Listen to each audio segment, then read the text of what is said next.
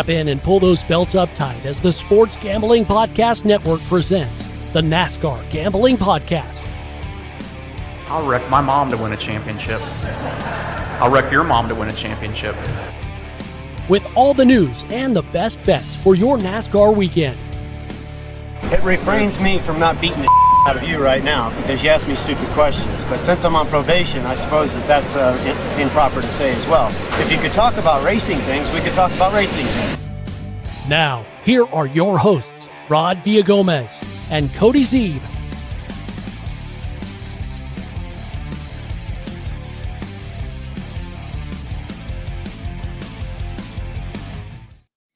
Welcome in to the NASCAR Gambling Podcast here on the Sports Gambling Podcast Network. He's Cody Zeeb. I'm Rod Villagomez. Cody with the broom. Cody, I guess. I brought the broom for you, Rod. You swept the weekend. Every single winner in all three fucking races. Look at you go. I humbly accept that broom in just knowing that I did get all the outrights. Although in fine fashion of, just being a humble champion, there were many bets that did not cash, and we'll obviously go through all of that. But I am happy to have called all the outrights. So those of you who tailed the outrights this weekend, I am very happy to have at least assisted in helping you make a little bit of stake money because all those were some pretty decent odds that we hit them at as well. Allmendinger was a little chalk, but we definitely had some good. Zane Smith at 6-1. And then, of course, Tyler Reddick, the man of the day. That dude won that race 50. They need what the books need to do, Cody. The books need to have 4 different times that they cash you out at 10-1 or whatever you got it at, because whoo boy, that last 45 minutes, that was a thrill ride that I don't want to go through again. Well, Tyler Reddick actually doubled his career win total. He went from 3 to 7 or 8 or whatever the hell. Geez, he won that race so many times. My goodness, I honestly, I cannot believe that he survived all of that. I mean, that is like your typical, the guy that should have won it gets fucked at the end, and he just held on every time. A couple times he slipped up, and he thought, going into one, looked like maybe he was going to get wrecked, and then he would just drive away from everybody. And man, he earned the hell out of that win, that's for sure. Well, which one? I mean, well, yeah, he earned the hell out of like 4 different wins. It's crazy. All right, we buried the lead. This is, of course, the Circuit of the Americas recap. All 3 series were in action this weekend: Cubs, Xfinity, and trucks. And I mean, again, we told you to expect some strung out racing because of the fact that there was no stage cautions, but we did not get that. This, Cody, I love what you said in the Discord channel, especially just given the fact that we're starting to see a little old school mentality come back into play. We may even see fuel mileage start happening on these road courses eventually. It's just this was every bit of what I was hoping for. And I think somebody, I don't remember exactly who it was that said in the Discord as well, said they should just do this for every race now, because it just feels like those stage cautions, I know they like to bunch the field back up again, but this put a lot of different strategies because you're still giving stage points, right? That's still the important part of it, but you're not throwing the caution. So do you want the stage points? Do you want to win the race? Yeah, it's and I mean, Tyler Reddick, and props to them for realizing where it didn't work out and changing on a dime and making it work and getting back in. I mean, it looked like he had screwed himself at one point during that race, and then they ended up making it work out. But yeah, I mean, there was every element in this race, and we, especially on road courses, we haven't had that, where it's just been so predictable. You run till 2 laps to go, you go in, the same guys get back to the front, you're flipping stages, all this stuff. And this race, you had no idea what was even going on half the race. Like, whoa, how'd this guy get here? And that guy's there, and just nobody knew what was going on. And it was great. It was fun. It was exciting. There were so many different strategies. You had different things that different people were trying. And, obviously Reddick pitted early. He doesn't care about the stage, going for the win, but then that doesn't look like it's going to work out. They're able to adjust it. Kyle Busch, props to his crew at the end there. They're like, fuck it. We're just not going to win this we have no chance. Let's come in, pit just in case. Well, just in case happens. we got to the end where it was like, maybe these guys, I thought Alex Bowman, I thought he was doing a perfect running 80% throttle. I'm like, oh, this is setting up good. I was starting to feel my long shot a little bit there. And then we get the late caution instead of the fuel mileage race. And man, this just everything about this race, it almost sucks that it went to the 17 overtimes, because I think that's going to leave a bad taste in people's mouth, because I mentioned this in the Discord, like 3/4 of the way, 9/10 of the way through that race. I'm like, how is this not like 100% in Jeff Gluck's, good race poll? Like everything about it was just, there was great racing. Nobody ever really got a huge lead and just kind of ran away. There were some points, where things got stretched out a little, but I mean, it was constantly good racing. When somebody would take the lead, they weren't really pulling away for the most part. And there was guys battling and back and forth and then all this strategy. And it just, the entire day was great. And then depending on how much chaos you like, maybe you like the end too, but it was like, oh my goodness. I mean, the sweat on the bets. Wow. That's that covers your workouts for the week already. Just man, what an ending to that. Extremely. I mean, it was extremely exciting without needing all the stuff at the end. And then you got all the chaos at the end. Corey LaJoie comes back from 2 laps down, finishes 11th place. Like, insane day. So there's a couple of different things that I'm ready to touch on here, and obviously, yes, the insanity of the day was absolutely fantastic. And by the way, welcome to everybody that's joining us live. We're so glad to be doing this one live. This is a lot of fun to talk about. We had so much react fun when you win so much. Oh, it's so awesome. We got Matthew Jones in here talking about Reddick winning. Talking about Gibbs top 10. Good day for him. Stenhouse. Wow, I didn't realize Stenhouse made it in the top 10. Yeah, that dude. And Busher was a top 10 car as well. You hit that one. Kelly's in here talking about LaJoie, baby. Yeah, just mentioned all the way back to 11th from 2 laps down. I mean, he was black flagged at one point in that race. They had to come in and fix his diffuser. And again, it was chaotic, and he just had to survive it, but he did, and just worked his way back up there. He's stacking more than pennies. He's gonna have to change his whole slogan to stacking nickels the way he's been going. Stacking quarters. That TV's currently hanging off the wall. Yeah, well, yeah, I believe that was mentioned in the Discord that he was gonna lose his TV again today. It's not going to be fun. So, and then another thing, Moonoff was in there, the machine, the Discord. He wanted an angry rant, and let me give you an angry rant. Are you ready? I don't know that I've ever unloaded as Angry Rod before, but let me tell you something right now. First of all, the ending of that race was everything that racing fans should want, right? It had all the thrill, all the excitement, all the action of what they were after for these NASCAR overtimes. And again, even before that, like hanging on by like, oh my God, is Tyler going to run out of gas? Is William going to run out of gas? Like, how many of these cars are going to actually run out of gas? I did feel like this was going back, 4, 5, 6 years ago when fuel mileage races were the rage. But here's where the real rant begins. There needs to be a cap on these damn cautions, on these green, white, on these overtime. There needs to be a cap. I'm sorry, but unlimited, I want the race to end on green. I do. Every race fan wants to see this race end on a green flag. But if you've tried 15 different times, stop.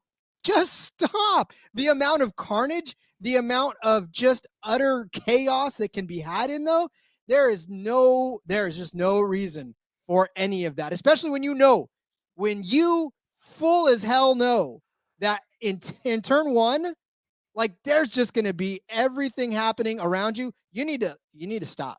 Like 3 times. If you can't get it done in 3 times, I mean, I've heard this before. If you can't do it, if you can't get it done after 3 times, you're done. No more. Stop. Just pull the plug. Like call it. I can see both sides of it. Like, I didn't know you had it in you, Rod. Me either. I've never seen an angry side of Rod. He's always so nice and everything. But no, you probably have to put a cap on it. I get what they're going for, and there's a side of me, the non-gambler side, because it doesn't help the gambling hardly ever. These overtimes make it worse. But there's a side of me that likes to see Corey LaJoie get up to 11th and likes to see just utter chaos. But if Tyler Reddick would not have won that race, it would have been just the biggest shame. Like, trust me, I was rooting for Kyle Busch because I gave him out. I was rooting for, although I had Reddick too, because I luckily tailed your advice. Thanks. Good thing. I just need to start. Can we get exact second place finishes? Because I'm really good at picking those guys. But I was also, there was a part of me rooting for Bowman, obviously, at he was 20-1, I think, or something. So, but yeah, it would have sucked if he didn't win. So I'm glad he held on all 17 restarts and was able to get there. But man, it just, yeah, I don't know. They've got to figure something out because, we got a somebody tweeted at us, Chris at CT Jumps. He said, well, at what point do fans get fed up with the green, white, checkered manufactured endings? I can't be alone in losing my ass due to them this year. And yeah, that's been our biggest problem, right? The first was 5 races. We had the winner at the end of every regulation and got fucked every time in overtime. And it was could have been that way again this time, right? Because you had Tyler Reddick. And then, luckily we ended up with having the top 3. We're all giving out on the show. So that eased it a little bit. But I don't know. I don't think overtime can go away because it is exciting. And I think that the fans and everyone deserves a green flag finish. But man, just the utter disrespect, these guys, it gets crazy. Everybody's just driving. It's like you just close your eyes, Jesus take the wheel, and you just go into the corner, and then like half the field's getting spun out, and it's like, man, but I don't know what they can do. But they know. But listen, but they know, and this is what I'm talking about. Like the drivers, they know that there's really, especially if you're like 15th on back, they know there's no consequence to their actions, so they can go drive it in there, knowing that it's not going to really affect. It's going to impact their day, sure, right? They're going to probably go from whatever they finish to whatever they finish afterwards. But the guys that really suffer are the Tyler Reddicks, are the William Bowmans, are the Kyle Bushes, the ones that have to continually fight off. Listen, and I said this in the Discord as well. Cody and I next week, we're going to be wearing a Fitbit of sort, and we're going to just keep our heart rate in the Discord. You guys can follow along. My heart rate was very close to Tyler Reddick's, I promise you. Mine was double Tyler Reddick's. I'm just saying there was a lot on the line, not just for him, but I got to think that he was carrying the hopes and prayers of all of us who tailed him at 10-1, just knowing what was going on. It was insane. Want to get to Sam Smith's comment here real quick. He missed the optimal by 1.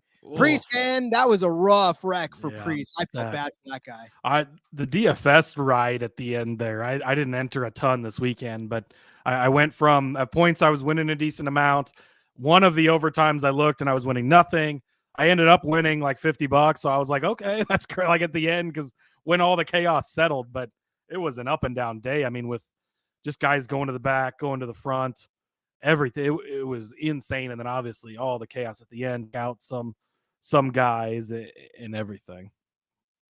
Reveal the auto fade of Ty Dillon every single week and need to play the Bailey music. he wants this. This is what he wants. Auto fade of the week, Ty Dillon. They need to give us more matchups with him. That's the problem. Is we nailed him the 1 week they gave it to us, and then he's not really in the options much. But I think he did say in the Discord that he would take Cody Ware over him every week. So I can't argue there. Ty Dillon, again, I met the guy one time. He was really cool, but he's probably not really cut out for Sundays, I don't think.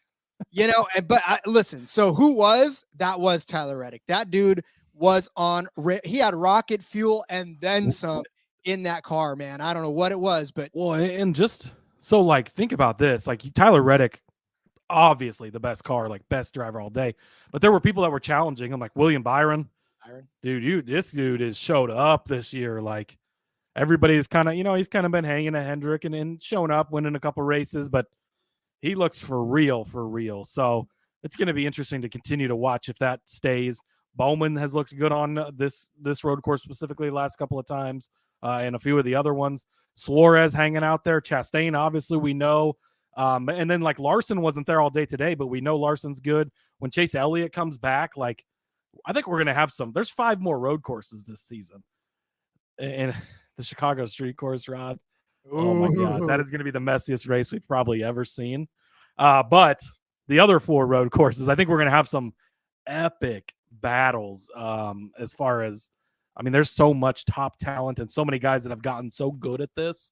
For a couple of years there, it had kind of gotten pretty stale, where Chase Elliott was winning a lot of them, Martin Truex Jr. was winning a lot of them, and Kyle Larson kind of came in and was winning a lot of them. Now, unless Tyler Reddick is just that much better than everybody, I think we're going to have some epic battles coming up in these other road courses this week. Yeah, and we actually, so do all the teams take the foot camera that they had on Reddick and study his braking patterns? I mean, listen, that's not a bad idea. Oh, and they get all that with the SMT data too. So it's not like they're really revealing any secrets there. The teams have access to that, and they can go in and see exactly how much somebody's on the throttle, exactly when they brake, how they brake, what exact lines they're running. And the teams do, and the drivers do study that stuff now and use it to try and elevate their game. So unfortunately for Reddick, there's no secrets there anyways.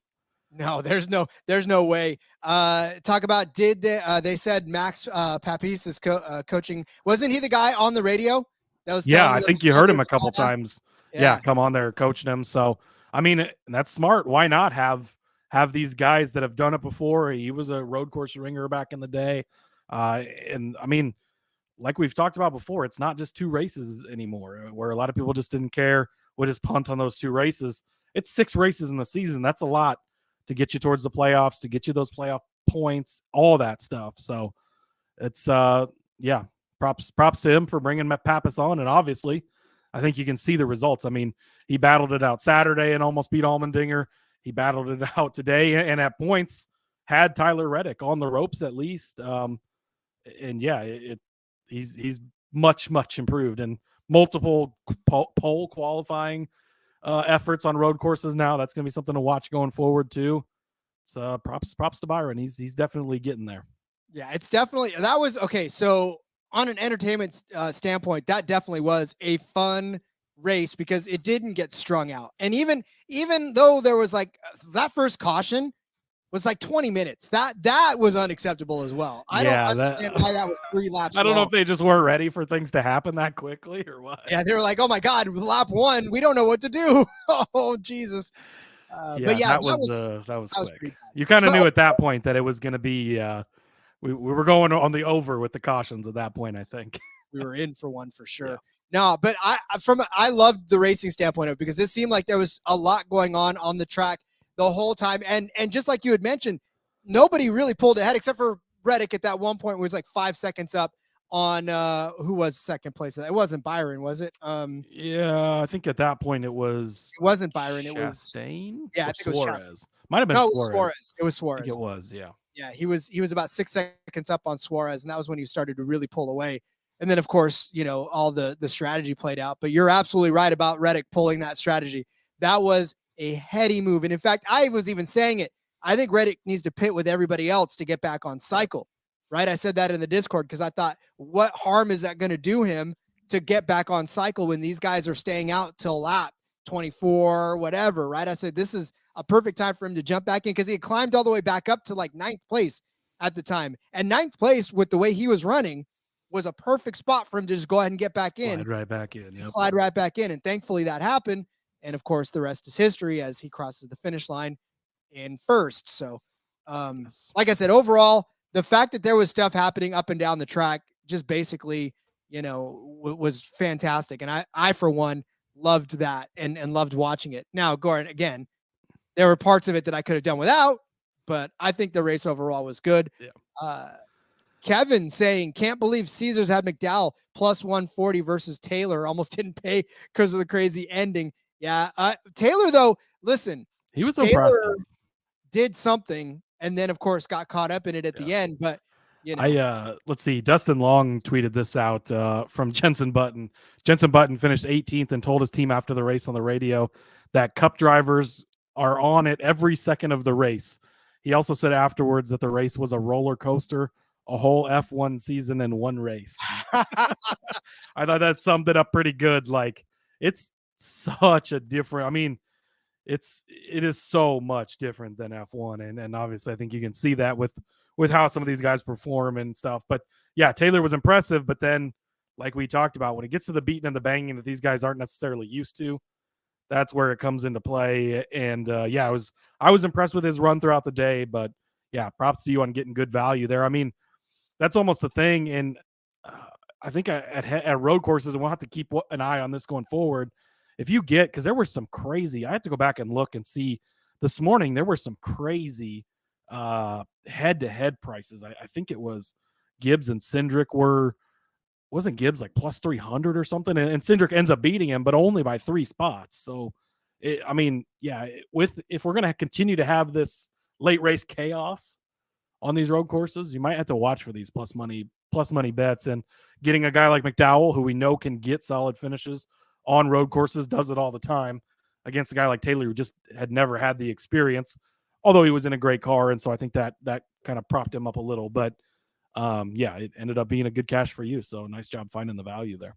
Yeah, and again, look, that's the thing we talked about too. It's straddling that line between finding the good early lines that you can find, and then of course waiting until after everything happened, because this is a perfect example, especially this weekend, right? We talked about trying to get in early on some of these guys. We talked about Tyler Reddick being 10-1 at the beginning of the week. Of course, as soon as he came out and blind and just tore through practice and tore through qualifying, well, that line dropped to like 250, 350 in some places. Yeah. So, I mean, getting in early there was good. And then, of course, as you know, they start taking down all sorts of matchups. They start taking down top 5, top 10s. So, yeah, and some of the matchups we gave out on the show weren't even available later in the week because, in practice and stuff, there's such differences in times, and the books are just like, yeah, we're not going to keep that out there anymore because maybe this isn't even worth having a price on. So I think there is that fine balance between getting them in early like we like to do, and then you grab your few late too as well. And we've seen both sides of that pay off. AJ Allmendinger, he was a guy I ended up adding on a couple bets, and he looked so good for a while. And then, of course, that ended poorly. But, Yeah, we'll talk about AJ in a second. JDKA, talk about really hope Button comes back.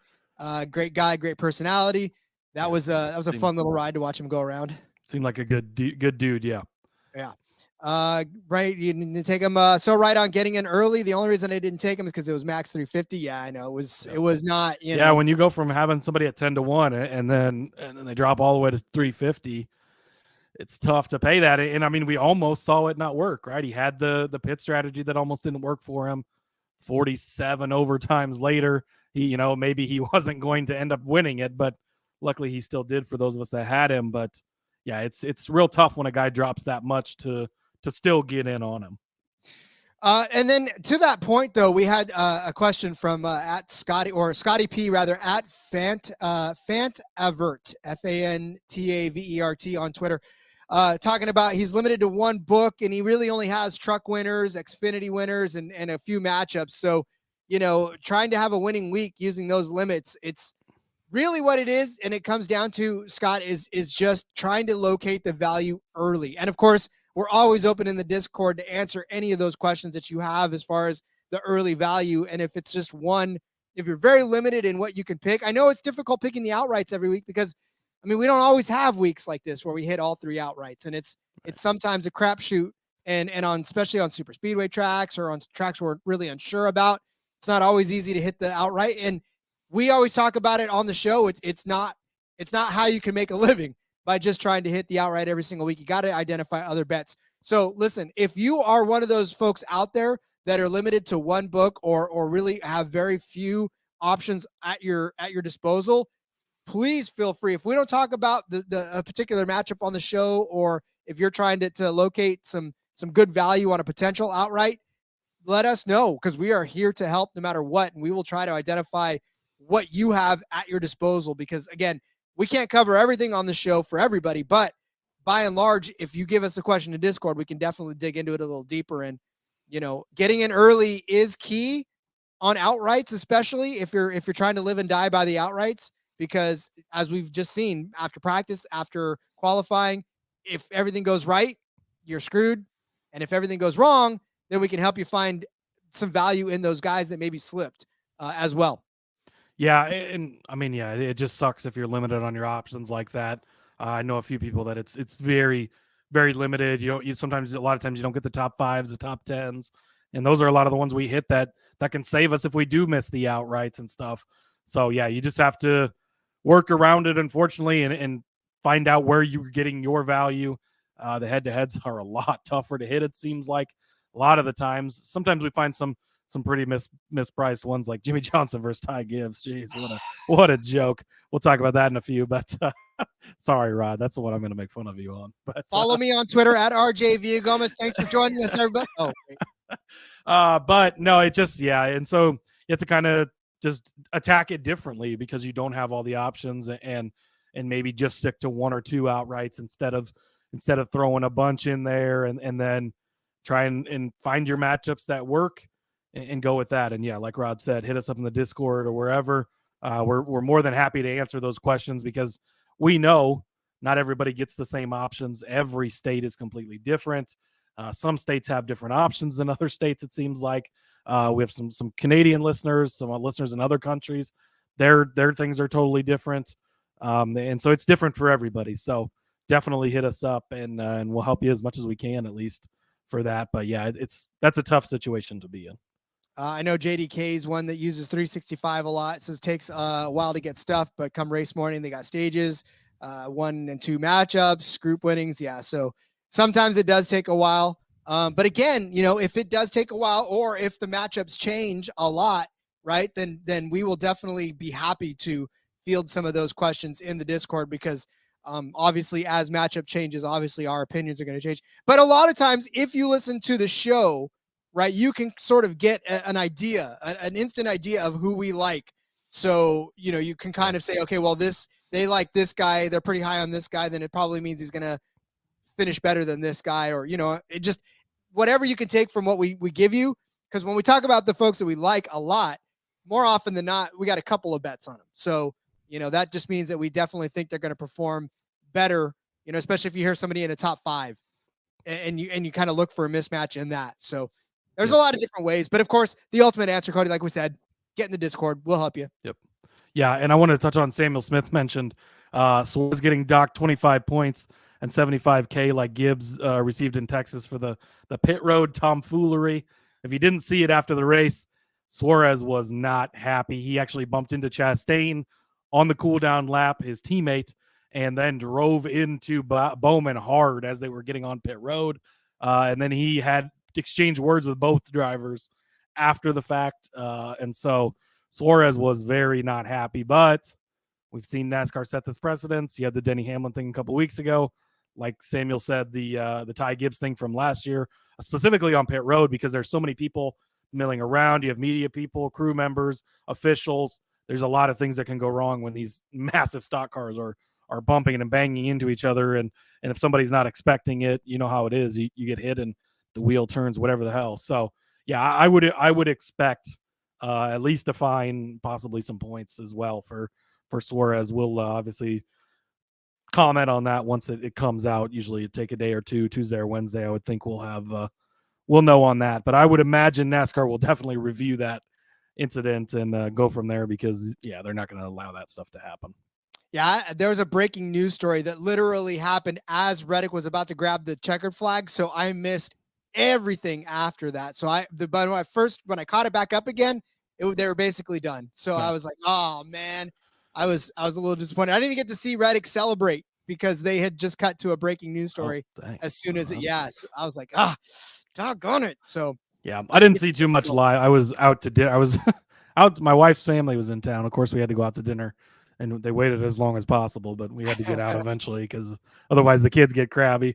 So I'm watching on the phone watching on my phone in the restaurant, and it keeps going to overtime, and I'm like, oh boy, it was exciting to watch at dinner. But and Kelly said thinks Suarez had the second best car today. That's very possible. He was fast. He looked good. I mean, I made a joke about live betting him on lap 1 because right out of the gate you could tell, like, okay, Suarez is for real, and then hung around all day and was there at the end as well. Obviously, a little upset after the race. I don't know exactly what happened there between those guys. I didn't specifically see that incident, but didn't like the way he was raced, I guess. No, well, what are you going to do? I mean, I think that goes for 9/10 of the field, actually. I was about to say probably about 35 of the 36 guys, maybe even Reddick too. From like 5th on back could have that same. I mean, when you're 7 wide going into a turn, there's gonna be some hurt feelings. I'm telling you that right now. But all right, let's talk about those bets, and we'll talk about the rest of the weekend as well. got to take a break. Already long. The bosses don't like it when I go long. But whatever. I'll be back in a second to hang out with you guys more to talk about the rest of this weekend. Let's take a quick break. We'll be right back with our bets and all that other good stuff. Hang tight. We're going to tell you about WynnBET. It's the official online sportsbook of the Sports Gambling Podcast Network. WynnBET is now active in Massachusetts and a ton of other states. Be on the lookout for WynnBET Win Hour each Thursday from 5 to 6 p.m. Eastern Time. During WynnBET Win Hour, marquee games of the week will have better odds on WynnBET, giving you a larger payout opportunity. And March Madness is here.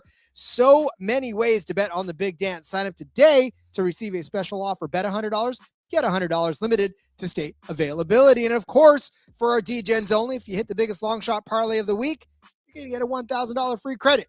So much to choose from, and all you got to do is head over to wynnbet.com or download the WynnBET app. Offer subject to change. Terms and conditions at wynnbet.com. Must be 21 or older and present. The state or playthrough WynnBET is available. If you're somebody who knows a gambling problem, call 1-800-522-4700.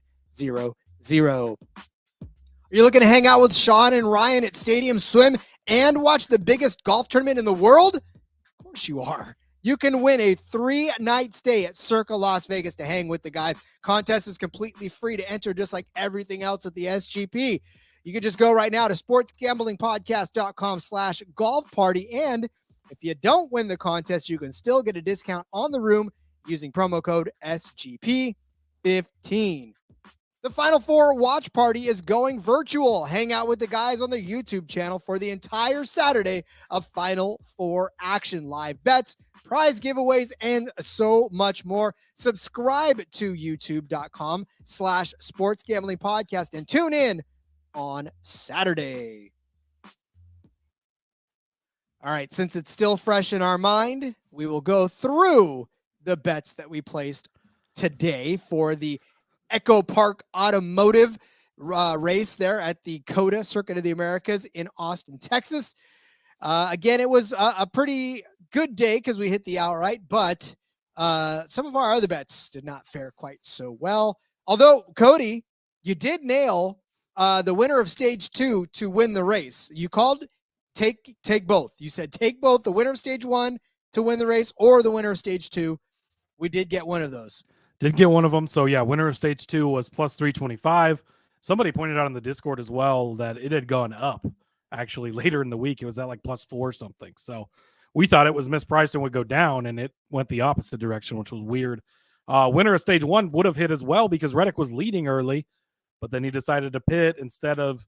It was so weird that out the stage cautions, and the one stage was the second stage, right, where they took the green flag as the stage was ending. So literally the choose cone came into play because if you chose and got pushed forward, that pushed you up in the final standings for the stage, and getting the jump ahead of the guy next to you pushed you ahead at the line.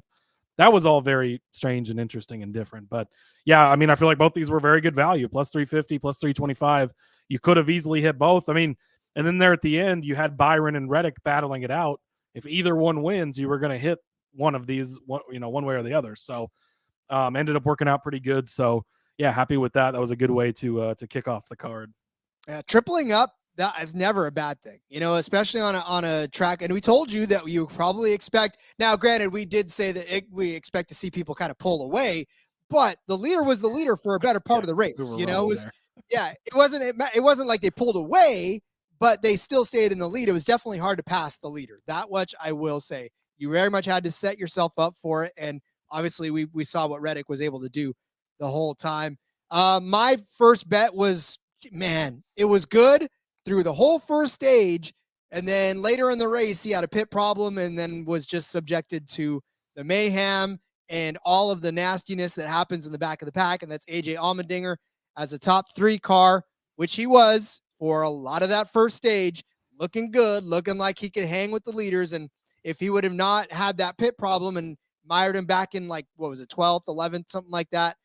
I mean, when you're in the back of the pack, dude, you're playing bumper cars, and unless you're Tyler Reddick and you're able to very much get yourself through and navigate yourself through that, you're pretty much subject to all of the chicanery that goes on back there. And unfortunately he fell into that. And then, got bumped around. What was it? The second or the first overtime? I don't remember what it was, but he got He got collected in one of those overtimes. All the 17 overtimes all run together. I don't remember which one, but I think it was the first one. I think so too. So that did not bode well for his day at all. And then I had the Larson Dinger Quinella, which Larson just nowhere to be found. There was nothing. No part of Larson. I guess not practice, not qualifying, not anything. And I guess again, sometimes I second guess or practice and stuff because it's like, well, it's Larson. He's going to show up, right? And he didn't. So I guess practice proved to be correct there. I don't know. It's going to be interesting going forward. He's been up and down. He's had some good cars, but hasn't gotten any wins yet.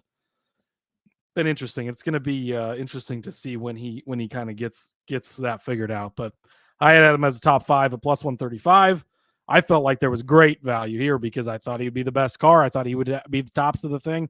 We even saw Chevy be fast, so it wasn't something like that. He didn't have it all weekend, and then like I said in the Discord, did somebody put a kick me sticker on the back of his car, like because he was just a pinball out there, and it seemed like you had Bubba get into him, and then he's trying to get on pit road, and Denny gets into him, and then he got spun out like 3 other times throughout the race, and it just everything that could go wrong for Larson went wrong. And nowhere to be found all day. Ends up finishing 14th, which really feels like a decent finish for how bad he ran all day, I guess. But it just not Larson's day for sure. Well, listen, Bubba fired in exactly like that one wreck that was at what was it, the Charlotte Roval, right? Where and it was Larson was the one who did there. Yeah, that was I think something must have happened. I don't know, because Bubba afterwards was saying that he felt like it was his fault, a rookie mistake, he said. And I don't know. It was weird how that happened. And I think that was the same thing Larson said too, though, when that happened at the Roval. So I don't know what mistake was made, if he hit the wrong pedal or what happened. But that was again kind of scary how fast those go when things are not going correctly. Yeah, I don't know either, but I'll take it. My next bet, boy, by the grace of all chaos, happened, and that was Chris Buescher, a top 10 car. Chris Buescher started 30 freaking second, finishes that race 8th. I watched that 17 start climbing, and I was like, you've got to be kidding me. This is really going to cash. He has been nowhere all day long, and just every caution that kept happening, Buescher kept getting back into it, then creeping back in. He was 12th place. I was like, we are getting close to a Buescher top 10. What? And then that last caution, he just managed to get himself up into the top 7. I know he finished 8th, but I could not believe Chris Buescher. I mean, I called it, but even I didn't believe it through the rest of that day. All of today, I was like, boy, that was a wrong read. Like, Buescher is nowhere to be found. That RFK team is hanging on a vine right now. But again, Buescher kept himself away from too much disaster and drove his way to a top 10 finish, this was juiced at minus 120, which meant that it was supposed to happen. But by God, it almost didn't. Yeah, I mean, we've had the bad losses in overtime, so we'll take the wins too. I mean, it doesn't matter how it happens, as long as it happens, and Buescher got it done. So yeah, props to you. It maybe wasn't the sexiest way to do it, but cash and bet is a cash and bet. Next up for me, I had Kyle Busch over Tyler Reddick. Again, we recorded that show on Tuesday, and so at that point, we had not seen it from Reddick or from Toyota. And I said on the show that Reddick could come out and be great like he was last year. Like Samuel pointed out here, the question coming in the race was between Reddick and Busch was it the car or was it the driver? And they finished 1-2, so a little bit of both, obviously. But we saw it in practice and in qualifying. Toyota clearly figured some things out, put some work into the road course package this season. Smart thing to do, obviously, with Tyler Reddick being in the camp now. And yeah, Tyler Reddick, I said he had to prove it to me. Well, he proved it to me. I won't be fading Tyler Reddick on the next 5 road courses this season because I think could arguably be the best driver on road courses now at this point. I mean, I know that Elliott's had that title. He wasn't obviously there to defend that today.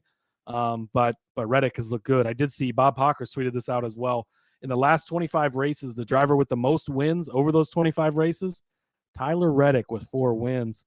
3 of those obviously have been on road courses. So kind of puts it into perspective. First of all, the the parity we've had in wins. Out of the last 25, only one driver's at 4, and that's Tyler Reddick. So yeah, he proved it. I wasn't far off on this bet. Obviously, they finished 1-2, so there were some times at the end there it looked like Busch maybe would get him. It didn't quite happen. So, but it was close. But yeah, my thing was basically I was going to fade Reddick until he proved me wrong with the Toyota camp, and yeah, proved me wrong. Prove me right, but we'll get there. So I had my matchup was Denny Hamlin over Brad Keselowski. This was a wild thrill ride the whole way through. First of all, Keselowski was over Hamlin for a little while, and then it was Hamlin over Keselowski, and then Keselowski got back into it. Hamlin started playing pinball. Like this. Well, Keselowski about retired on lap 1. He was part of that incident there, and then you weren't even sure he was going to come back out. And Denny just did not. I mean, Denny just doesn't have it on road courses. I don't think he can't get it done, and that might need to be something we need to pinpoint going forward. If they're still putting him in matchups that he would normally get on a week-to-week basis with ovals, maybe we just need to straight up fade Denny Hamlin because he is not very good on road courses. It ends up with a 16th place finish, a fine day, but a lot of that I think was the chaos at the end because he was nowhere to be found. But Brad Keselowski, he might be even worse on road courses. So this was a good call by you. He finishes 35th, does Brad Keselowski. And you're right. I thought this one was over right from the get-go. Like that first lap, and I saw the 6 car like turned around. I thought, oh, thank God. Here we go. Number 1 in the books. We're going cooking from here. But yeah, I mean, this one was an up and down. Like, I mean, as much as the lead was a sweat, this is why I told you this is why it's so much fun to bet down the card, because I had skin in the 20th position on back. Like I was watching that ticker the whole way through thinking, man, this is going to be crazy here. Yeah. And then Kelly asked the question, I think it's supposed to say, is it smart to get on the outright early in the week and hold off until closer for the matchups? The odds drop so much on the outright. Yeah, that potentially could be a good strategy. Maybe wait until you see what practice is. If we have it, that's the thing too, is a lot of weeks there isn't practice or not enough practice for it to even matter where you're really seeing anything. So I think it just depends maybe on the matchup. If you do have maybe on the Busch Reddick thing, that would have been better to wait and see. Although if Reddick had come out and stunk it up in practice because the Toyotas had been bad, that matchup might have swung a bunch and Kyle Busch ends up at minus 150 or minus 200. So it depends, I guess, on the matchup. Maybe you'd look at each one individually and say, how much could this swing later in the week? How much can we learn? I don't know for sure. But on the outrights, I think if you're going to call your shot on somebody that's going to be, that has a chance to qualify up front or run good in practice, like Rod proved this weekend. I mean, getting somebody at 10-1 and then them dropping all the way to plus 350, plus 250 some places, like that's a hell of a drop. And you could still get in then, and I saw, I think it was the JDK said he got in on him at plus 400 and just bet twice as much, but then that's double the risk if you don't hit it. And so definitely getting in early is key there. Speaking of early, this next matchup, Rod and I went against each other. Oh, look, I can't hear you. Oh, look, you're muted. Where'd you go? Rod had Jimmy Johnson over Ty Gibbs, minus 110. I had the other side of it, Ty Gibbs over Jimmy Johnson. Granted, with all this chaos at the end, it could have ended differently if Johnson was given a chance to be out there, maybe potentially. But this was the worst matchup in history. I don't know. I'm pretty sure I said the word lock in the betting show. This one made no sense to me. And then obviously Jimmy gets taken out on lap 1, so you don't really get a true sense of what it was. But Jimmy looked bad in practice. He did not qualify good. I don't think things were going to go well for Johnson anyways. So I'll take the victory lap on this one since Rod went up me and swept the weekend with winners. I'll give it to you. I'll give it to you because that was my heart. And I told you guys I was betting with my heart, not with the head on this one. I wanted to make sure that I got Jimmy in there somewhere when he's on the card. He had a better chance of winning than Ty Dillon. That's what Kelly says. That hurts. Not much of a better chance, but a better chance, I guess. I just feel for the guy though, because he didn't even get a single lap in. He didn't even get back to the start finish line. Especially when you're running such a limited schedule too. Like all that, you got the whole weekend, you come out, you practice, you're putting all this into it. And then you get out there. That's what, man, in the F1 races, when you see them crash going into turn one, it's like you spend an entire weekend, like 3 practices, you qualified, you probably did some simulator work all week, like ready to go. And then it's over in like 3 minutes. And it's like, wow, that's, I guess we've all been there before, right? But yeah, rough. It's like in the movie Clerks, where they go up and the guy closes the shop and he goes up and he starts playing hockey on the roof, and they only have the one ball and it gets hit off after like a half. He's like, we come up here for one period and I close this. No, like that's how it feels, right? Yeah, exactly. It's only bought one ball. What? Who brings one? Who brings one ball on the roof? Yeah. But, Look, I feel bad for Jimmy. I really do. And look, Ty wasn't even all that great, and the chaos basically ushered him into a top 10 finish. So, Ty nowhere to be found. His day was up and down, but mostly down. Yeah. Yeah. So, look, all I'm saying is that if I were to do this again, I'd do it again. I don't care. Rod loves him some Jimmy Johnson, so just keep that in mind going forward. I really do. Yeah. You were probably temper your expectations when it comes to Jimmy Johnson bets for me. Maybe. Yeah. Next up, I know that we're here to win money. But listen, I'm going to do this every single time. So fade me if you want. But I hope they keep putting Jimmy Johnson in there, just because the fact that people will bet on him because of the fan aspect of it, and I will just fade him every time. Books love it. Maybe we'll get a Jimmy Johnson Ty Dillon matchup for you next time, Kelly. I might actually take Jimmy Johnson on that side, but next up for me, I had Kevin Harvick top 10 at plus 155, top Ford at plus 800. This one was actually looking really good for a while. Towards the end of the race there, it was Harvick, McDowell back to back there, and I was watching that matchup just as much as I was watching the front. So I'm like, all right, let's go get this top Ford Harvick. And then the end happened, and 47 overtimes later, Harvick ends up actually being the 1, 2, 3, 4, the 5th Ford to finish the race. 13th place. So Ford actually nice little rebound after not looking great all weekend, just because they survived some chaos. But yeah, I don't know. Again, this felt like a pretty good one. Harvick was kind of up there all day. He was hanging out. Again, he never looked great, which you don't expect from him, but hanging around in front all day. 4th place in stage 2. And then he was up there and in the top 10. He was the top Ford for a while.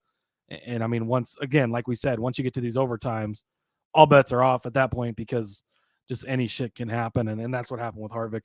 Still held on for a 13th place finish, but not good enough to cash either one of these, unfortunately. Yeah. Well, listen, there were 75 total laps out of 68 scheduled. I mean, there was almost 10 full laps. I'm surprised there wasn't more extra laps than that. It felt like more. Yeah. Well, listen, when the last 3 cautions are for debris, it's like, come on, man. Debris as a result of fairly hard hits. Yeah, that's what it's debris. 8 cautions, 17 laps, 16 lead changes, rather. 3 hours and 30 minutes for this race. That's a very long 68 lap race. I'm telling you right now. Yeah, exactly. Right.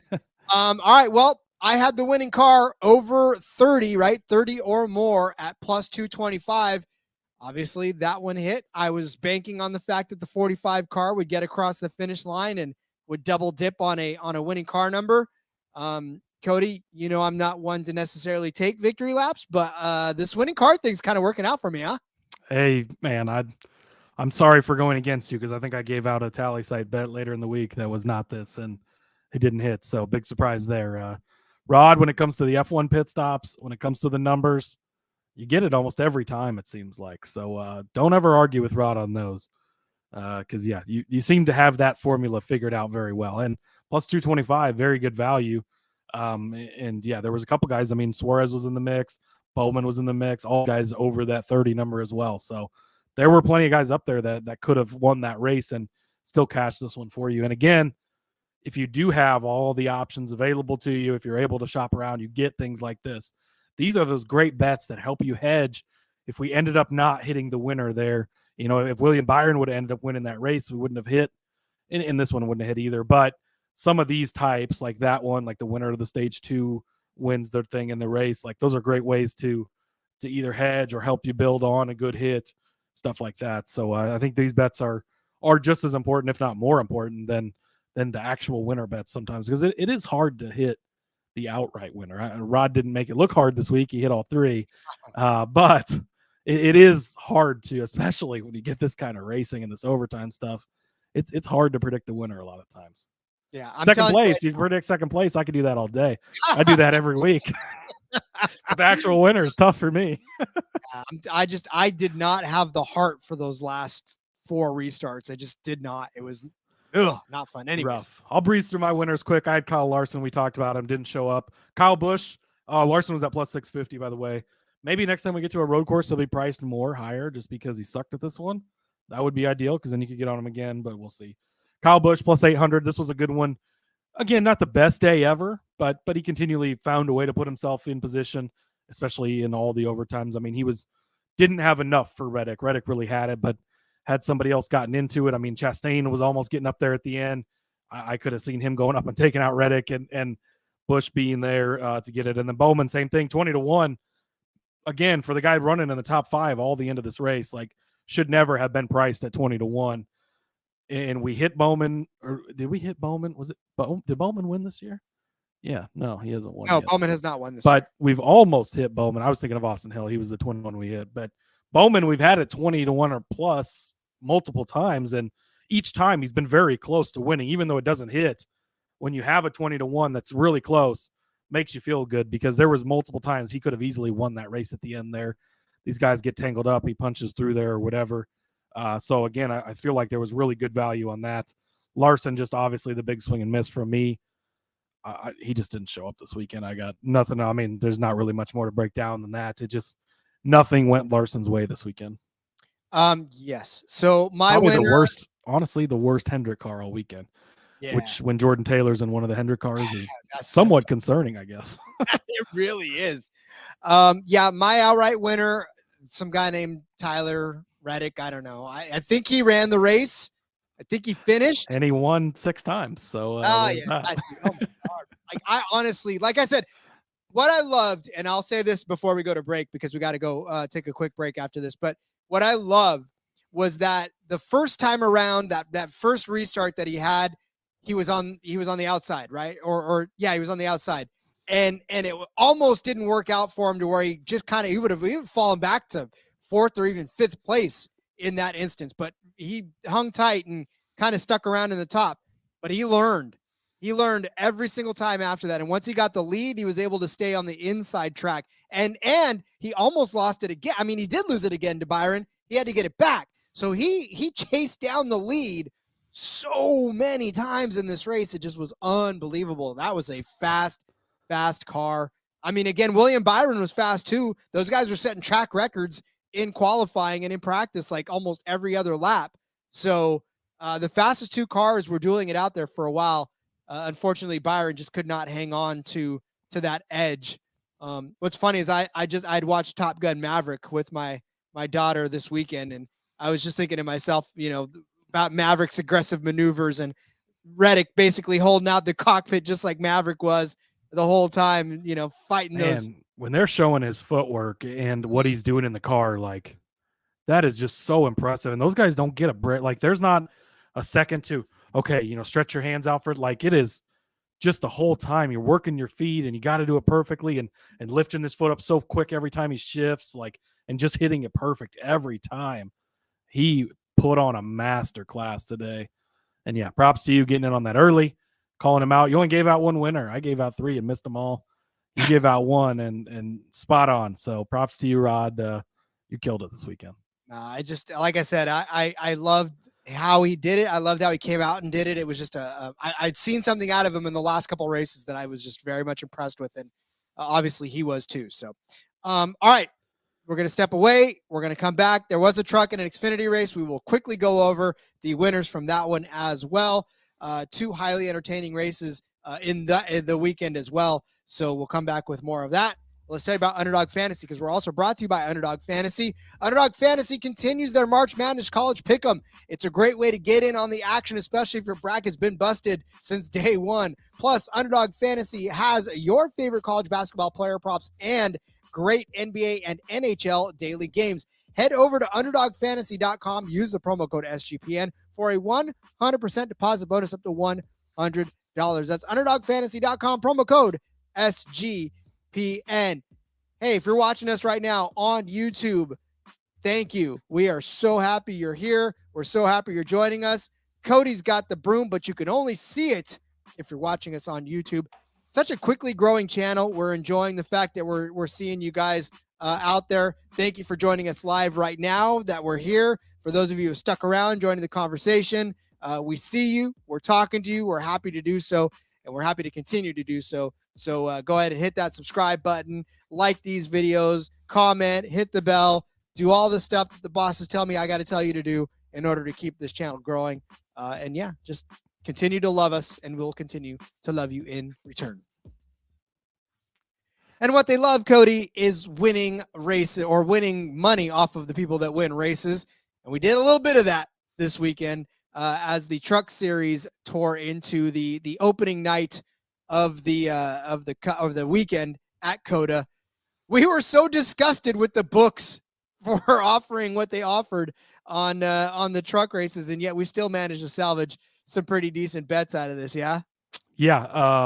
Again, the options were horrible this weekend for the trucks, and yeah, I don't know. And I'm so salty. It seems like every time, Rod, every time I find a guy that can dominate a race, he ends up getting second, and I don't know how to change it. I don't know. Man, it sucks. So I'm sour about that. But sour about a couple other things too, because I had Parker Kligerman top 3, top 5. That truck looked good. He was up front the whole first part of the race. And what ended up being the problem that cost him? It says electrical. So whatever happened inside that truck and cost him the day. I was feeling good about this. I thought he honestly had a chance to win this race. Like, he looked that good. Plus 450 for that top 3 was feeling good. The top 5 was feeling really good at plus 225. Would have been a nice way to kick it off. Also, I had him over Rhodes. I'll just jump into my next bet as well, since it's all clear. But I feel like these were good. I mean, Rhodes ended up having a somewhat decent finish. He ended up 10th, so not that great. I think that had Kligerman not had the issue, he would have easily beat Rhodes, would have easily been in the top 5, I think, potentially even the top 3. So, man, it's heartbreaking to see, because, again, such a fan favorite. Love betting on the guy. He has made me a ton of money over the years betting on him. That's why I keep going back to that well. And it was looking good again, but not meant to be this time. Yeah, and honestly, when I was watching that truck up front, I was like, yeah, this is going to hit for Cody, and he's going to love it. We're going to hear a lot more Kligerman on the show for sure. But yeah, unfortunately, that electrical issue. And look, he even got caught in some of that mayhem too. Starting back in the not, I don't want to say back, but even the 3rd, 4th, 5th row. That seemed to be the sweet spot for the truck's chaos in turn 1. Yeah. Unfortunately, he wasn't able to be in that. And was it the truck race he had to start at the back, wasn't it? Or was it? I think it was the Xfinity race. Maybe that was the Xfinity race. Yeah. They run together. Yeah, well, they all do. But yeah, I mean, I'm obviously, it's just disappointing that didn't happen for you. As did my next one. Holy cow. How the hell did Ty Majeski figure out how to race on a road course? We talked about Ty Majeski's just utter failures on road courses. And here comes Kaz Grala. He'd done so well. In fact, Kaz Grala finished in 10th. We called a finish like that for Kaz Grala, but what we didn't expect was for Ty Majeski to start 3rd and finish 3rd in this race. So obviously my Kaz Grala over Ty Majeski bet did not hit.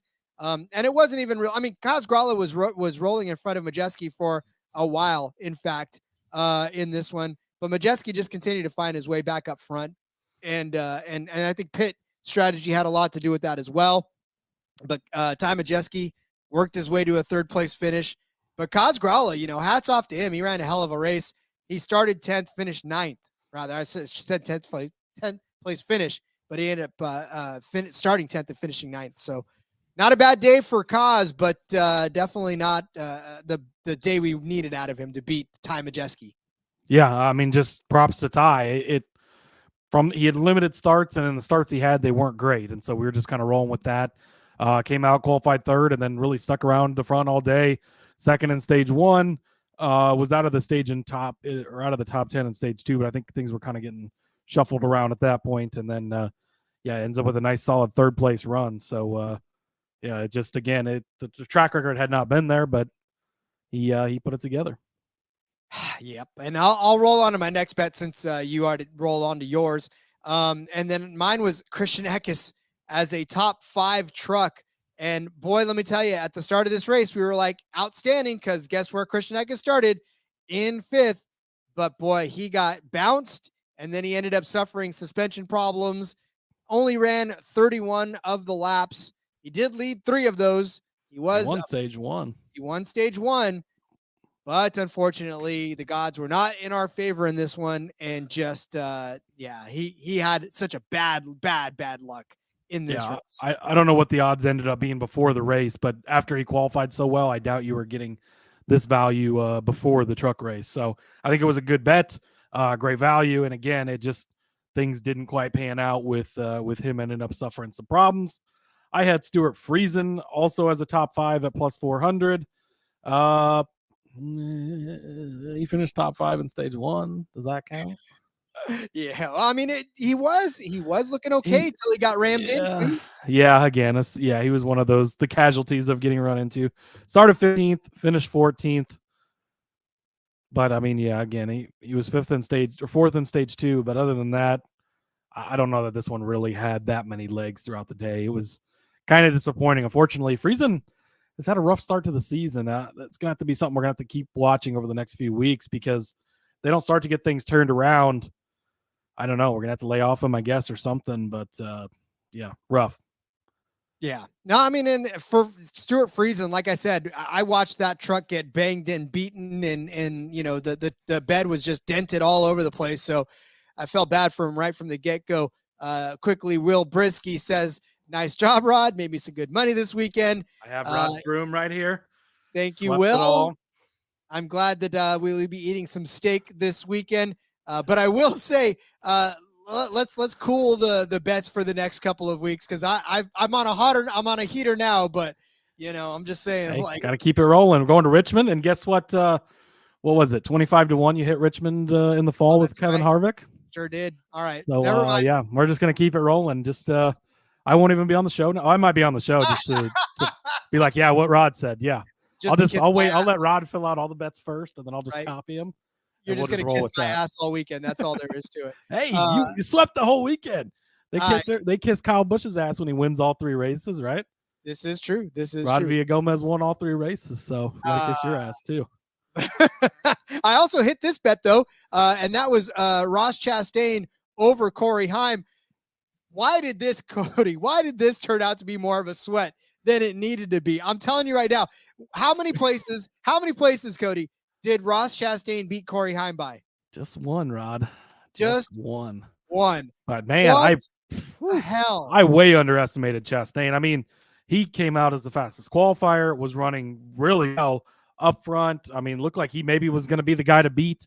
And then at one point, there's a guy inside the bed of the truck on pit road fixing something in the back of the truck, and he still comes back and finishes 5th. Like, what a run. And then like JDK says, the nail biter. And man, it came down to the end when it shouldn't have. He was clearly the better truck all day, and then you sweated it out for sure. But again, this one hit it, and I mean, looking back, this was a no-brainer. Like, woof.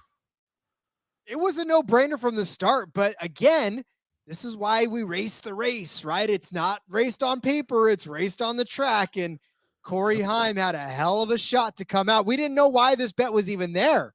Well, now we do. I don't know what it is. I don't know what it is about these guys racing around each other, because the Kaz Grala Ty Majeski thing was the same thing. They were racing within the same vicinity there for a long time, and it was Grala, it was Majeski, it was Grala, it was Majeski, and then they were within the same, I guess, paragraph as each other, if not the same sentence in a lot of the race. And so I don't know, man, for as much as we ride the bookmakers, sometimes they pay attention. Sometimes they get this right. It is crazy. I mean, how many times do you see them set a line and it ends up being, within a point or, passing yards? It's like a lot of passing yards in a football game, and they end up missing or hitting by 0.5. And it's like, they're actually fairly decent at setting these lines sometimes. But I had Kyle Busch to win this race, plus 150. I said biggest bet of the year. this was a no-brainer, right? I mean, other than Chastain, he was the best truck out there, led a ton, and then I blocked this race out of my mind. I don't remember what happened at the end, why he got so far behind, but it sucked because he should have won this race. I was heavily invested. Sad, Rod. Sad day. Also, I gave out Parker Kligerman 18-1. We talked about him early. I mean, that value was looking amazing early on when he was fast. And then, of course, he had that electrical issue and ended up not finishing the race. So this one was kind of dead at that point. But again, I think solid value and might keep his price low next time we're on a road course when we can hit this again. Well, Kyle Busch had a lot to do with the pit strategy too, right? I mean, that's what it was. Yeah, he went against his crew my chief. whole thing was this is going to be. I fucking missed this because I thought it was this whole weekend is just going to be a lot of green flag racing, a lot of big leads. We never got any of that really. I mean, Zane Smith ended up having a big lead at the end of this race, but other than that, the one time I needed caution and some overtime at the end, Rod, and we don't get it. Again, back to my nail in the second place finisher. Oh well, hey, let's talk about your pick because I like that better. Okay, so my pick, and I said as I handicapped this, if there was one driver that I thought would be in second place when all hell broke loose and Kyle Busch lost the lead, it was Zane Smith. Well, Zane Smith ended up being exactly that. Well, I mean, maybe not necessarily in second place, but Zane Smith ended up being the guy that was right place, right time to inherit the lead when Kyle Busch had to come back in and work his way through the pack. Now, to Kyle's credit, he worked his way all the way up to second. I mean, he went on a hell of a tear, gaining like, I don't know, it was like 15 positions. He basically like ran the lap around, he put himself a lap down and then getting the lap back. No, he didn't. But anyways, he basically just tore ass through the field, got himself back up to second. Couldn't catch Zane at the end. Could never Zane. dig into that lead. I mean, as quick as he passed everybody else, he didn't have anything for Zane. I was rooting for that caution late. It came a day late.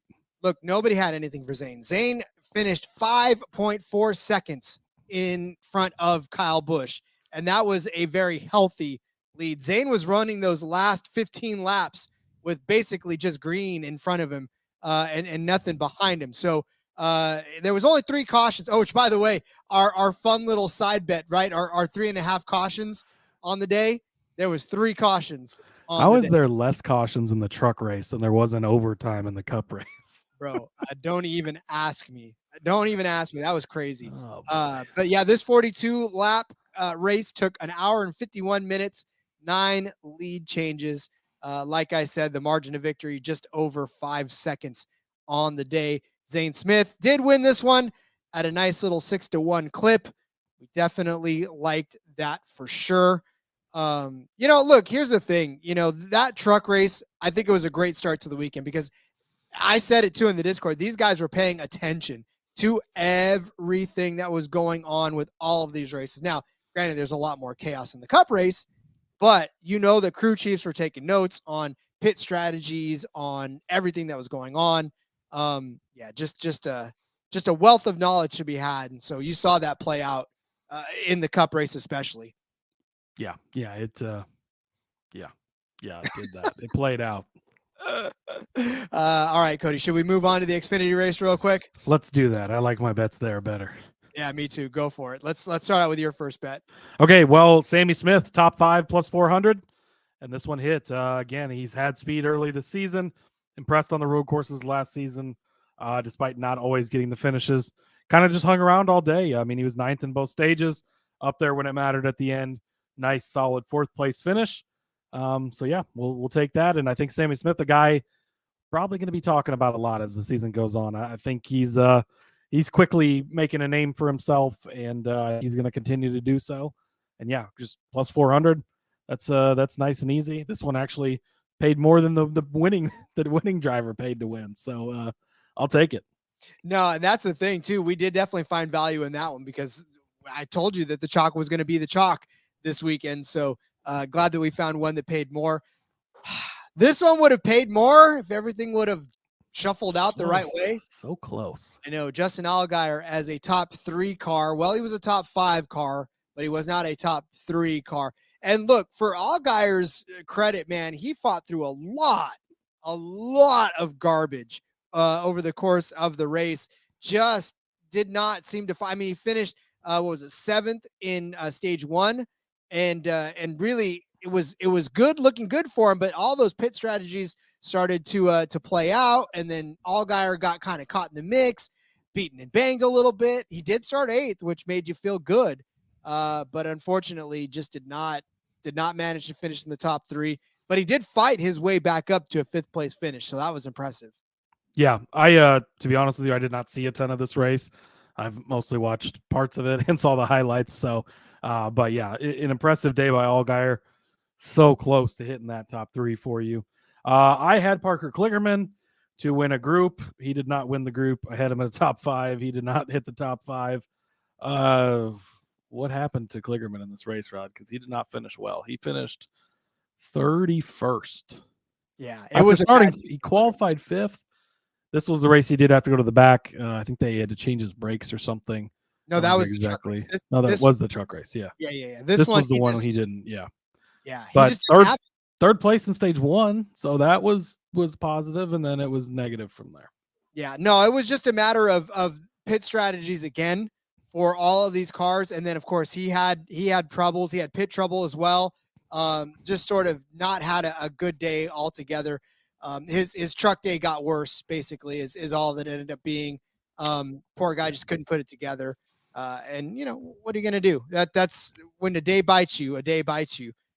Sam Smith says, maybe people will hear my name and ask, like the race car driver instead of like the singer. Sam Smith. There you go. Yeah. Hey, you got somebody with your own name out there. Yeah. Just, you need to start going by Sammy, and then they'll really get you. All right. Well, I had Brett Moffitt as a top 5 car. That did not even come to pass whatsoever. This one, though, I did see this. He was running like 7th or 10th. He was up there when he ended up having his issue, and his engine expired. So, yeah. Again, I think you're on to something with this Moffitt thing. He might be a guy we continue to kind of hammer, because you were real close to hitting a big one on him last week as well. And I think he just finished outside the top 5 or top 3, whatever you had given him out at. But he looks good again. And then, I mean, again, engine issues, it's pretty hard to handicap that. Yeah. Well, and again, he was running well, and then until he wasn't. And it's just not our fault. That was the way the engine crumbled for us in that one. But yeah, I think I'd take that bet again. He looked good, and he looked like he could possibly survive the carnage at the end. Yeah, and a 10-1, and then especially you get into these overtimes like we had in the Cup race, who knows what the hell could have happened there. I had John Hunter Nemechek over Sheldon Creed. Creed obviously got dumped late by Allmendinger, and then John Hunter was ahead of Creed until the last lap. I think he was in 5th when he got dumped, and things did not go well for John Hunter. Where did John Hunter ended up finishing? Where did he finish? All the way back. Oh, John Hunter Nemechek finished in 27th position. Yes. So yeah, from 5th to 27th on the last lap. Not much you can do about that. I mean, you could make the argument Creed was beating him before obviously Allmendinger dumped him, but plus money, this one was looking good late. Could have gone either way. So I'd probably take it again. Again, with Creed, something always goes wrong, and this time it was getting spun. But again, something went wrong when he's up front, like it seems to happen every time with this poor guy. So unfortunately, just missed on that one. Yeah, when you lead 16 of 48 laps, I mean, that's nothing to sneeze at, man. Sheldon Creed was up there holding him off too. It wasn't as if he was actually, up there and kind of leading a couple of laps because of pit strategies and he was holding off some folks. So definitely a good run for Creed. What did Samuel Smith said? I'd rather they put Moffitt in the 4 rather than the Herbster Custer. 2017 Cup Series Rookie of the Year, Brett Moffitt. We got this. Let's put him in a better car. All right. Now is the time, Cody, to stop besmirching the name of Daniel Hemrick. I gave him over Kaz Grala. I think his average finish has to be up to like 8th from 12th now, right? 2 weeks in a row, he bested his 12th place spot. You did say that you would back me on this one, so I can't necessarily say anything about it. I did. Yeah, it was Daniel Hemrick actually finishing in 6th place. I talked about Kaz Grala earlier. He placed a what was it? Oh, and this one actually. So that was the truck race. Kaz Grala actually did not do as well. You nailed it because you were on Grala in the trucks where he did better. and you were off Gralla in the Xfinity, even though that one guy says you contradict yourself a lot. Looks like that paid off this time. Oh, I totally Gralla finished 18th in this one. You're right. Yeah, absolutely. So definitely a better for you. Yeah, exist. And hey, my handicapping on this was correct because I said if Daniel Hemrick finishes 12th, he would beat him. And he would have beat him if he finished 12th. So he just happened to finish a little better. I'm telling you right now, Kaz Gralla was in like 12th place toward the end of it. He did manage to climb his way up to his finish, but he did almost finish like 12th in that race. So I was like, damn, we're all over Daniel. I'm telling you right now. So this has been 2 weeks in a row. Hemrick finished second last week as this is a super speedway. What he finished sixth this week at a road course. We're back to a true oval next week.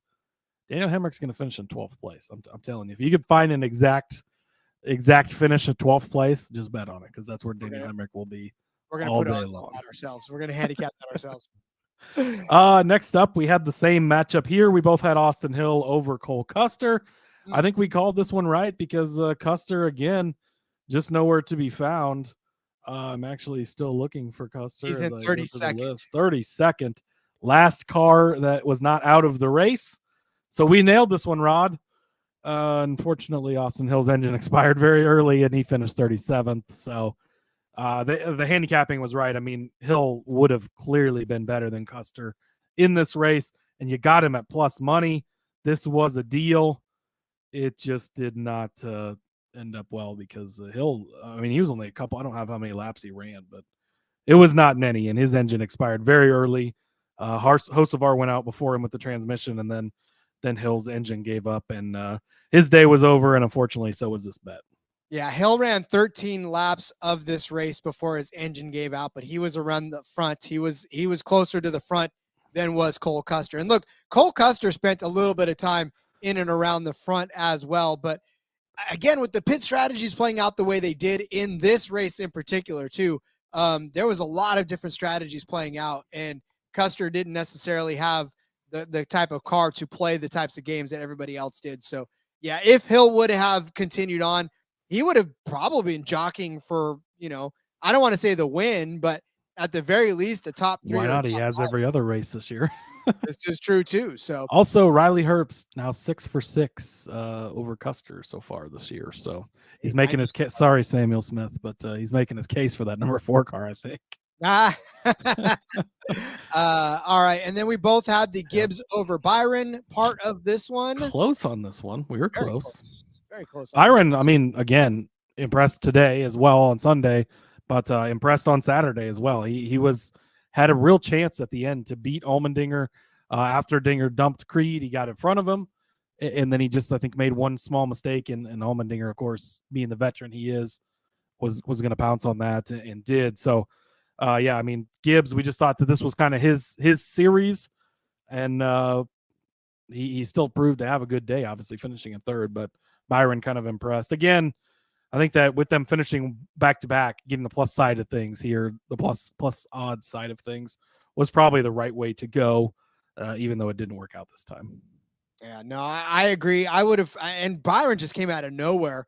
Although I like Samuel Smith. Custer's 1,000-mile stare while sitting in the gravel was what the cringe face dude saw his future swirling down the drain. Telling you right now, man, it's got to be frustrating for that dude. He tore up this series, and now he comes back only to realize everybody else has gotten a hell of a lot better around him. Yeah, things have gotten better. Again, maybe we talked about the mind games potentially with him, with getting fired, losing his job. Maybe that's affecting him. I don't know. Next up for me, much like Rod, I said that you should probably follow Rod and bet Allmendinger, but if you didn't, bet these other guys just in case. I had Gibbs at plus 500. He obviously finished third. Sammy Smith, 2,800. Again, that one ended up looking pretty good, right? He finishes in, where'd he finish? Fourth. So I had the third and fourth. Oh, thank God for one race I didn't pick the second place guy. That's nice and relieving, I guess. And then I had Parker Kligerman 30-1 again. Looked decent early. Kligerman started third in this race, didn't he? No, he didn't. No, that was not correct. Maybe that was the truck driver. Fifth. He started fifth. So he was up there. He's looks good in qualifying. And that was about the end of that. So obviously missed on that. But the Sammy Smith one, I think at 28-1 ended up being a really good one. And Gibbs was right there. Allmendinger and Byron could have easily gotten into each other there at the end. So, but of course, as Rod did all weekend, again predicted the correct winner. Well, I told you chalk was going to be chalk for a reason. And AJ Allmendinger in the Xfinity series, there's a reason that you are the best at the best, right? I mean, there's a reason, let's throw it back, that Maverick was the ace that he ended up being at the end of that movie, right? I mean, he shot down 2 more enemies, making him the ace. AJ Allmendinger winning 1 more road course to make him still the top dog of road courses in the Xfinity series. Doesn't matter if there's Cup Series guys. It doesn't matter if there's F1 guys. It doesn't matter if there's aliens in spaceships that have 5 times the capacity to blow past him. He's still going to win this race because AJ Allmendinger is an aggressive ass driver, and that dude will do anything to win a race. He leads, 28 laps total in this race of the 48 laps. Like, I mean, over half the laps he ended up leading in this race. AJ Allmendinger did. It was almost never a question. The only question, of course, was pit strategies. But I knew right off the bat that AJ Allmendinger is an aggressive enough driver that it doesn't matter what the pit strategy is. He's going to drive back through that field, which he ended up doing again, and battling William Byron in the end, as he did to end up winning the race. He led those last 14 laps after grabbing the lead from Sheldon Creed. There was just nothing for it. AJ Allmendinger had the best car. He did only end up winning by 0.853 seconds. That ending was very spectacular in this, but there were still 5 cautions though, which was 5 more than I wanted to see at all in this race. But again, look, AJ Allmendinger just proved once more that in this equipment, it doesn't matter. Like, he's driving that 10 car, right? And that 10 car was on rails all damn day. So give it up to AJ Allmendinger. I wish we could have got him at a better price, but the books were wise enough to realize that this was not going to be a very big contest when it came to AJ Allmendinger win this race. Yeah. Hey, a win's a win. And I mean, you called it and he proved it, right? He's the greatest Xfinity series road course racer in history. He's got the most wins, continues to add to that. So yeah, props to you again. Make sure you're following at least Rod's picks, because he swept the weekend, all 3 winners, and not even, I mean, they weren't all the favorites. I took the favorite in all 3, in 2 of the 3 races and missed my 2, but Rod's here to save the day again, luckily. Listen, this only makes up for like a small fraction of everything I've ever gotten wrong on this show before. So going to Richmond next week. Rod already hit a 25-1 there last season. He's going to do it again this week. I'm calling it right now. If we were keeping score, it'd be like Cody way the hell up here and Rod way the hell. So at least I scratched my way back up a couple of clicks on that one. I don't think it's as far away as you think, Rod. I did. Reed Cooper tweeted this out at CoopDog0808 in the beginning of the season. If you had told me after 6 races, Corey LaJoie would be 15th in the points and the number 15 car would have 3 top 20 finishes, I would have. And then it's a gif of a guy just laughing his ass off, basically. Because, yeah, that's, man, Corey LaJoie, again, just to survive the day and get there. I mean, again, that's like winning a race this weekend. And he has been impressive everywhere he's been so far this season. Wow, we got some Husker hate here. Oh, no. Let's see. From Nick Fortune, Iowa Hawkeye fan. I apologize. I'm sorry about that. But friend of Justin Mark as well. So, again, sorry. But even though Cody's from Nebraska and he's a Husker fan, he has some great picks. Thank you, sir. Thank you, Rod, as well. Yes, thank Rod this weekend mostly because he's the one with the great picks this week. But we'll be back next week. I think, we have all 3 series in action again at Richmond next week, Rob? Richmond, baby. Richmond. Believe we do, actually. No, I guess. No trucks, right? It's just Xfinity and Cup. Trucks is at Texas? Oh, the trucks are with IndyCar at Texas. Oh. Yeah, so that's going to be fun. And split field this weekend, right? Yeah, split field. So yeah, trucks are at Texas with IndyCar. I knew that. I just had to remind myself. And then Xfinity and Cup is going to be at Richmond. So it's going to be fun. We'll have different types of racing to break down, and gonna be a good time. Maybe they'll throw some IndyCar odds out there at a decent time, and we can touch on those since they'll be with the truck. Maybe we should have some fun parlays on that Truck Series 1 as well. Truck Indy parlays. There you go. That'd be great. Now we're talking. Yeah, look at it. We get creative on this joint, don't we? Exactly. All right, I think that's a good place to go ahead and call it a show. We have had some fantastic guests. Look, you guys, I got to tell you, one of my favorite parts now is this live show. Just knowing that we're out here talking with you guys. This was such a fun Discord day, having everybody just sweating our asses off in that Discord over the last like 15 overtimes. Yeah, just a lot of fun. Unbelievable. But yeah, again, hopefully you guys made some money this weekend. That's really ultimately the goal. But more than that, hopefully you guys had some fun this weekend, because I'm here to tell you, I've started having a lot more fun. I don't know what it is, but I just feel like this show's been gaining momentum. We've been able to interact with you guys a lot more in a lot more meaningful ways, which has kind of made it a little more fun in the long run. But I mean, it's just been fun, guys. Thanks for doing this with us. Yeah, it's been a good time. And if you're listening on the podcast and you want to catch us when we're live, make sure you go over to YouTube, hit that subscribe button, hit the bell. You get alerted when we go live. Been trying to do every Sunday night after the races. Not going to promise it every week, just because sometimes Rod has military commitments and family stuff and whatnot. But when we can, we're going to be here, which it's been a lot of fun. Thanks everybody for interacting. And yeah, let's go do it again next week. Let's do it again next week. But in the meantime, tell everybody where they can find you on social media to keep in touch with you, buddy. Also, the JDK, thanks for talking me into not cashing my Reddick bet early. You did ask in the Discord, should he cash it out when it was looking like the pit strategy wasn't going to work? I said hashtag let it ride. That, of course, is the motto for SGP. And luckily he did not cash it out. It worked out well. And yeah, Nick Fortune, keep doing the YouTube channel after show. Appreciate it. We'll do it as much as we can for sure. It's always a fun time. Appreciate all you guys interacting with us. Then yeah, follow me over on Twitter at Husker_Zeeb. Share all my work over there, all the fun stuff. Get in the Discord. Again, YouTube. Get over there, like, subscribe, hit the like button on this video, all that fun stuff.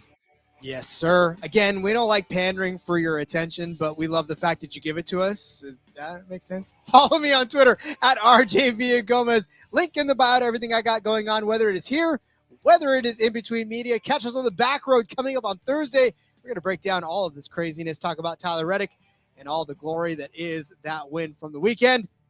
We'll be back again with some Cup Series stuff when the books start dropping the odds. I know they're scared of us, but we're still coming after them. But in the meantime, follow me again on Twitter.